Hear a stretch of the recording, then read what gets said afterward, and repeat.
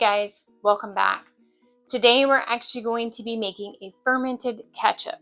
If your kids are like my kids, especially my youngest, they will use any excuse to consume as much ketchup as they possibly can at any meal. Burgers are triple layered.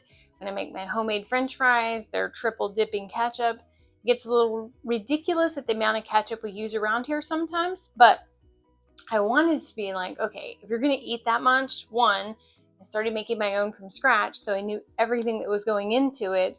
So I wasn't worried about like the extra sugars or corn syrup or any of that type of junk that they put into the shelf ketchup. But then I was like, let's go the next step and let's make it gut healthy ketchup. So that's what we're going to be doing today. So if you used the previous recipe and already canned up some ketchup, you can take that and actually ferment it as well. But sometimes it's best just to start from scratch. So that's what we're going to do today.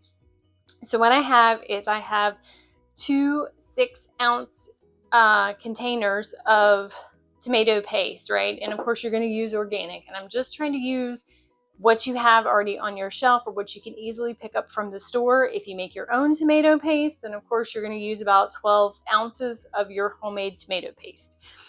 Then from there, what we're going to do is we're going to stir in 1/4 cup of a brine of a ferment, and I'm just using the brine from a sauerkraut that I already have.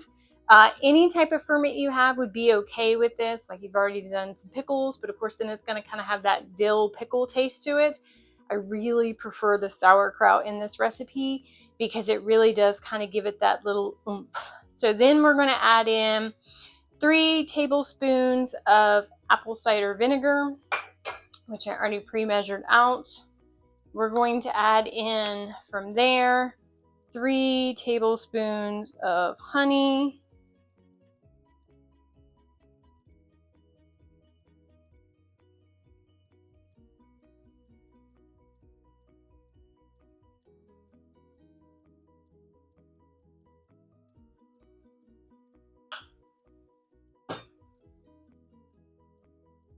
Let all of that get off. There's a random fly in my kitchen now, so that's great.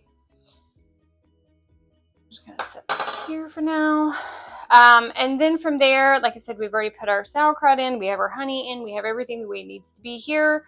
So we're just gonna add in a teaspoon of garlic powder and a teaspoon of onion powder.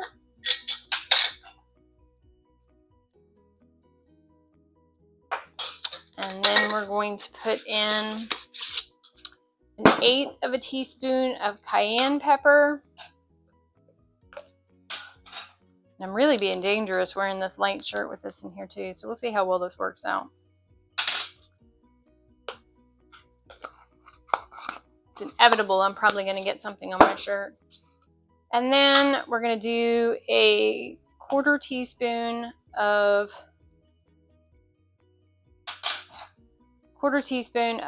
paprika. And you can use smoked paprika in this too if you want to.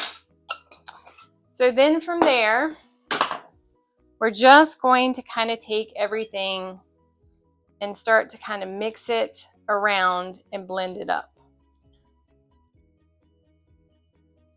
Now, if you need to, you can add water to this at this point if you need to get some more thinness to it as you start to kind of stir it down.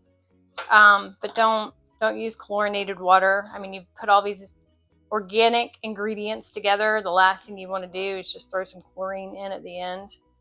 I don't mind, a thick ketchup. Some people prefer a thinner ketchup, but it's really on to your own personal taste and likes.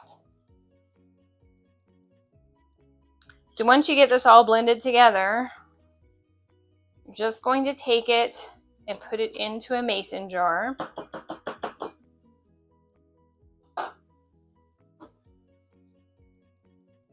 Again, we're really being dangerous here.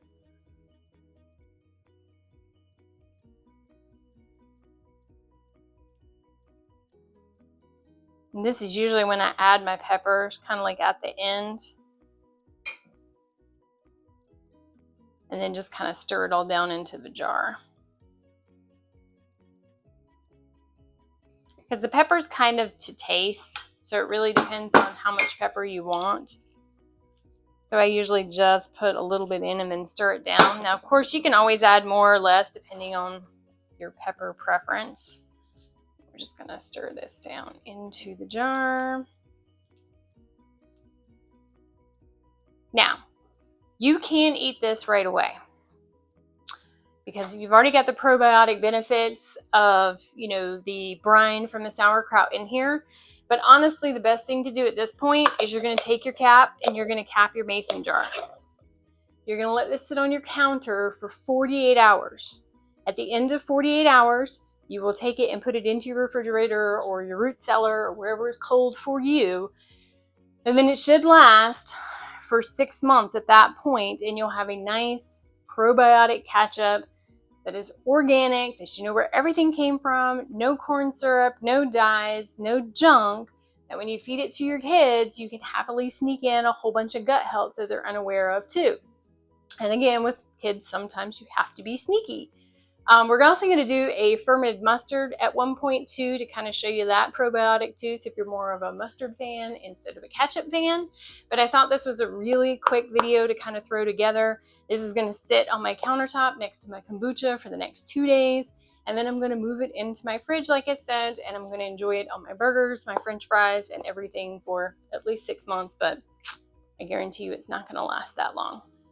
So I appreciate you guys stopping by. I hope you enjoyed this quick and easy recipe that you can throw together just to get some probiotic health into your diet and into your children's diet. So thank you for stopping by, and I'll see you next time.